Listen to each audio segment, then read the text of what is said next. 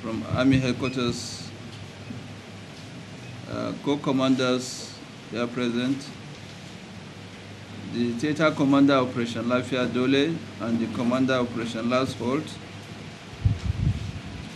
the representative of the Maritime Component Commander, General Officers Commanding, they are present, brigade commanders, and of course, understand there are representatives of the police and the security agencies, they are present. Very senior officers, staff officers of the Theater Command and the 7th Division Nigerian Army, and indeed of the Operation Last Halt, gentlemen of the press, ladies and gentlemen.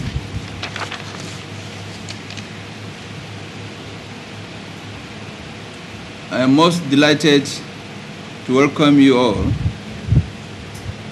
members of the 4th Estate of the Realm, to this press briefing, which is the first major event in the series of activities lined up to mark this year's Nigerian Army Day celebration 2018. This press briefing is aligned with the Nigerian Army's resolve to carry every Nigerian along in our activities. I am therefore here today to brief you on the activities scheduled for the week-long event to commemorate this year's Nigerian Army Day celebration. Let me begin by reminding us on the reason for this celebration, as well as give us a brief history of the Nigerian Army Day celebration. This unfortunate 30 months long Nigerian Civil War was announced by a shot that was fired on the 6th of July 1967 at Garkem, which is in present-day Cross River State. The Nigerian Civil War was fought to keep Nigeria one, and a lot of soldiers paid the supreme price in that process. The Nigerian Army Day celebration is therefore a constant reminder of sacrifices paid by troops, most of whom, as I said, laid down their lives to ensure we remain united as a nation, and indeed they equally laid down their lives in the pursuance of world peace and stability through the United Nations operations and other multinational operations. This celebration is also designed to array Nigerian Army personnel and equipment, as well as showcase the combat capability of the Nigerian Army. Furthermore, the celebration affords us the opportunity to celebrate our evolution, achievements, and also to showcase our transformational strides in the area of innovation, research and development, civil-military relations, and technological advances. This is in addition to projecting the Nigerian Army as an instrument of national unity, integration, and development. This year's Nigerian Army Day will be marking 155 years of its existence, dating back to its inception in 1863. We are aware of the many security challenges that have bedeviled this country in the last decade or so. However, I am pleased to state that the Nigerian Army has made giant strides in this regard, particularly in the last 1 year. Our security architecture as a country is one with a very positive outlook. We have not only consolidated on the gains established in the fight against insurgency in the Northeast, but have progressed to the post-stabilization phase where all efforts are geared toward ensuring displaced persons return to their ancestral homes, which are now relatively safe. In this regard, I directed that an operation codenamed Operation Last Hold be conducted in the fringes of the Lake Chad waters and northern Borno. This operation is a humanitarian one in which we seek to return the internally displaced persons and also provide the much needed security and guarantee for them to return to their economic activities of farming, fishing, and trading. With the degradation of the insurgents, it is time to encourage our people to return to their ancestral homes. This year's Army Day celebration is quite unique, as you will see the innovative research and development and technology and the technological side of Nigerian Army. We have carefully packaged some activities along this line, which you will witness in the course of the celebration. That is why the theme for this year's celebration is the Nigerian Army and National Security, Panaceas for Nigeria's Economic Development. We as an army are determined more than ever before to contribute our quota to national development. This theme is also in line with my vision to have a professionally responsive Nigerian army in the discharge of its constitutional roles. Like I stated in the beginning, this press briefing kickstarts the series of activities for this year's celebration. Later today, Jumat prayers will be held at the Central Mosque in Memalari Cantonment, here in Maiduguri, and across Nigerian Army formations across the country. Likewise, there will be an interdenominational church service at the All Saints Military Church, here in Memalari Cantonment, as well as across all formations in the country on 1st of July this year, as part of events for the Nigerian Army Day celebration. Other activities lined up for the week-long celebration include the following: sanitation exercise, medical outreach to be undertaken at selected locations across Borno State and other parts of the country by all Nigerian Army formations and units between 2nd of July to 6th of July. Local and international military equipment manufacturers exhibition, which will take place in Monguno. Equally, a trade fair will take place in Monguno. We are going to also have static display of Nigerian Army's equipment capabilities. Airborne paratroopers demonstration will also be conducted in Monguno, as well as firepower demonstration, among others. The grand finale of the celebration will take place on Saturday, 7th of July at Monguno. High-ranking dignitaries from within Nigeria are expected to attend. Gentlemen of the press, the Nigerian Army is continuously making sacrifices towards ensuring the unity and development of this great nation. We therefore use this occasion of this celebration to solicit for the cooperation, prayers, and goodwill of all. Let us join hands to collectively build and take this nation forward. I therefore urge us all to desist from acts that are capable of truncating the peace. We must be tolerant of one another and learn to give peace a chance. Let us also remember that no nation can develop or be economically vibrant without peace. I therefore want to use this medium to solicit with us all to be our brothers' keepers. We assure all Nigerians that the Nigerian Army is for you and will continue to work for the common good of the country while professionally carrying out its constitutional responsibilities. On this note, let me express my sincere gratitude to the media for their wonderful support to the Nigerian Army at all times. I urge you all to give this year's celebration the widest coverage and publicity it deserves. Finally, I thank you for your continued support as well in our efforts in the pursuit of peace, security, and progress of our dear nation. Thank you for your attention. God bless. Let's put the hands together. very, very crucial.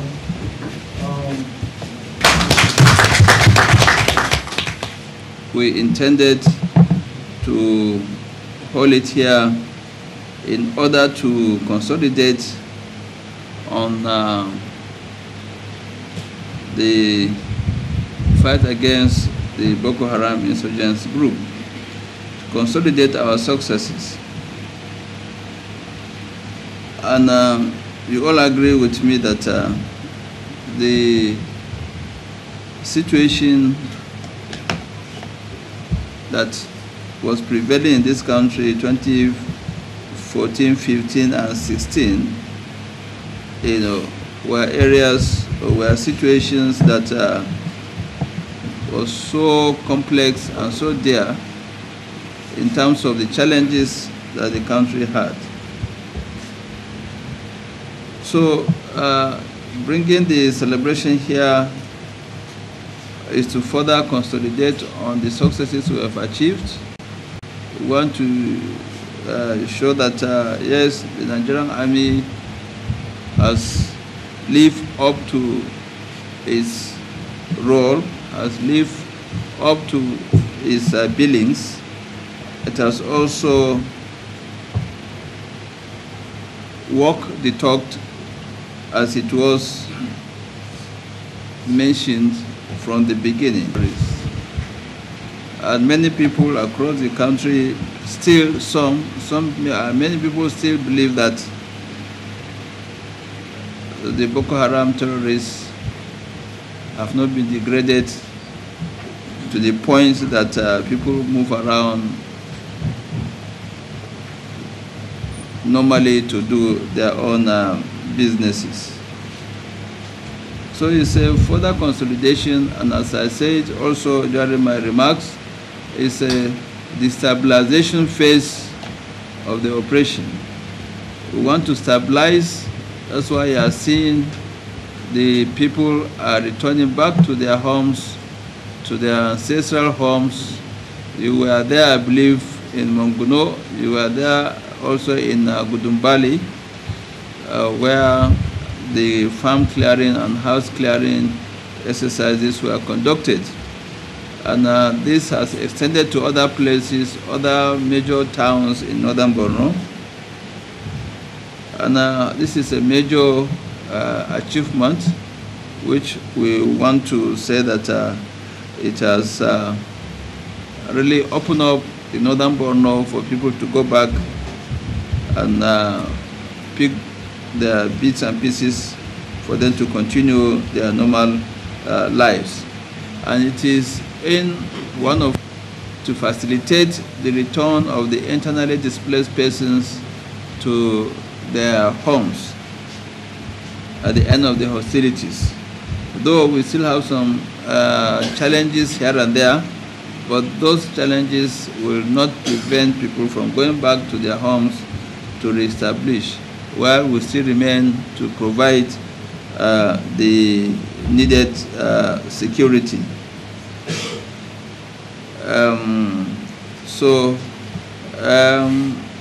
I want to also mention here that it's not all the time that we celebrate in Abuja. We've been rotating as situation demand. The Army, they celebrate, yes.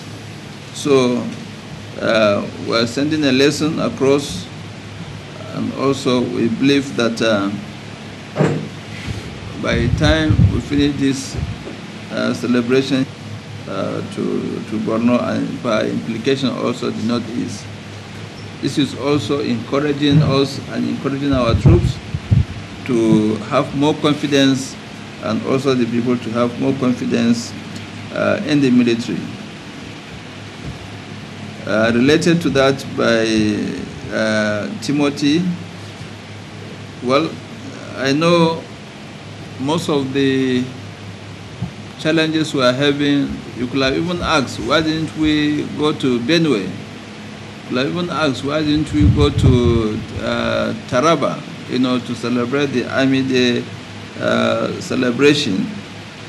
Because those areas, at least we know on hand, the challenges came even before that of Plateau State. And these celebrations are not just ad hoc arrangements, they are planned. They take time to plan. And you know, the Plateau incident just happened, at least the major one, just about a week ago. And it's not something that we can just easily switch. But by and large, I assure you, the Nigerian military is right on ground in Plateau. That very period when the incident was ongoing, special forces were dispatched to Plateau, and they were able to contain the situation, and even some arrests were made with the combined troops from defense headquarters with the existing Operation Safe Haven. They were able to contain the situation and even made arrests. So this is something that we are all concerned. It's unfortunate, all the killings are unfortunate, and we will do everything possible to ensure that the situation does not go beyond what it is now, and we'll continue to monitor to ensure that everywhere is secured. This brings to mind that the challenges we are having, not only in Plateau, but in other areas in Zamfara, in Benue, in Taraba, and even Adamawa now, while we'll say some are internally induced, or they have some more or less internal conflicts, communal clashes, and so on, and some other factors which you all know. We are not also ruling out some external forces that are bent on destabilizing our country. But this, we are very much up to the task, and we are monitoring, and we will take appropriate steps at the right time. Therefore, we will call on every Nigerian to see that we do not fall into their hands to achieve their nefarious aims of destabilizing our country. This is very, very important. It should be at the back of our minds. Olubenga, I agree with you to the point that these are senseless killings, and definitely any sensible person will be worried, or any sensible organization will be worried. Those that came to join them to reinforce, were swift, and the situation has been contained. And more troops are being deployed to ensure that the place is stabilized in terms of our presence, to bring the needed stability. So we've already taken steps to ensure that these killings do not go further or do not continue. And we also request every other Nigerian, it's their own responsibility to ensure that they support the military, the security agencies, to get to the root of the matter.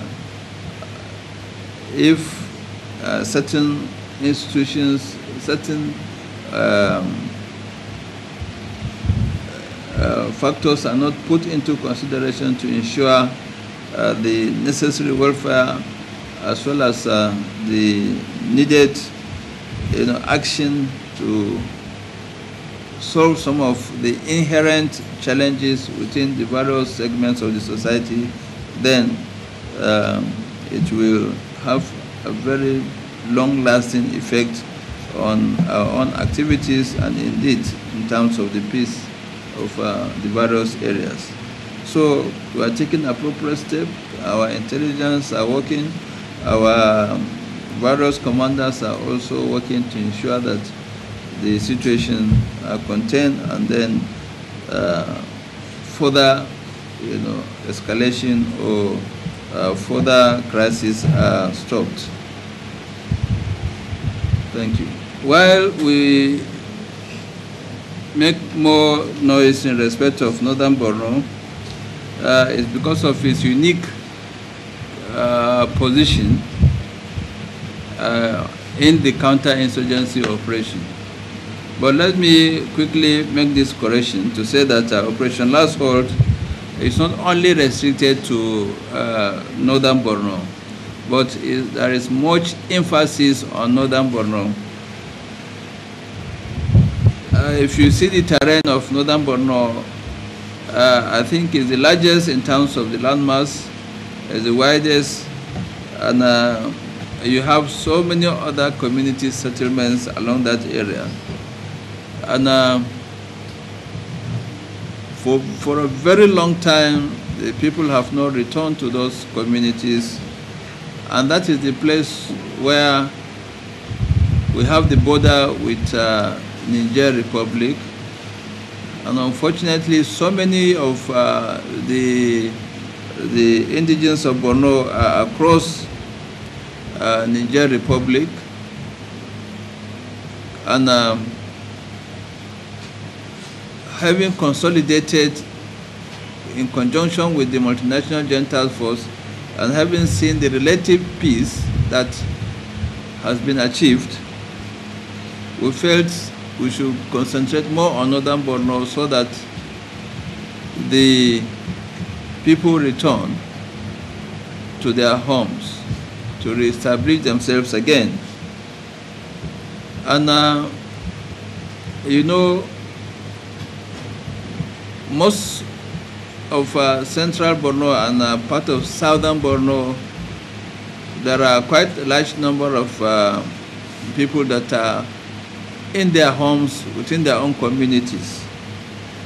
But the vast land, that's in northern Borno, the people were virtually outside their own homes. And that's where you have the concentration of internally displaced persons coming from. So it's good to stabilize the situation, to concentrate on northern Borno, and it was abandoned for quite some time. And if nothing is done, then at the end you will see the implication is that will provide unwittingly a safe haven for the Boko Haram terrorists. That is not what should be allowed to happen. So I think that's the main reason why we focus on northern Borno, but by and large, all other areas in the northeast are also part of the Operation Last Hold. We've told you area, they are also returning, and a host of others. Concurrently also in the central Borno, people are returning to their homes. So we are just reinforcing the importance of the northern Borno because it's the one that has been most affected, and it's strategic to us to ensure that the people return to their homes. Well, Rabiu, from now, be rest assured our fallen heroes are well taken care of. That is, their families are well taken care of. We have a standing directive or standing policy which has always taken care of the education of the children and wards of our fallen heroes up to university level, those that are under the age of 18. We equally we're making some plans right now with the post-housing directorate as well as the Nigerian Army Welfare Holdings Limited in terms of housing for them, and there are other privileges that goes, to the families of our fallen heroes. These are regular and they are standard, and they've been taken care of. They still enjoy the medical facilities as well. So they are not forgotten, and we always remember them appropriately. Thank you for your attention. God bless.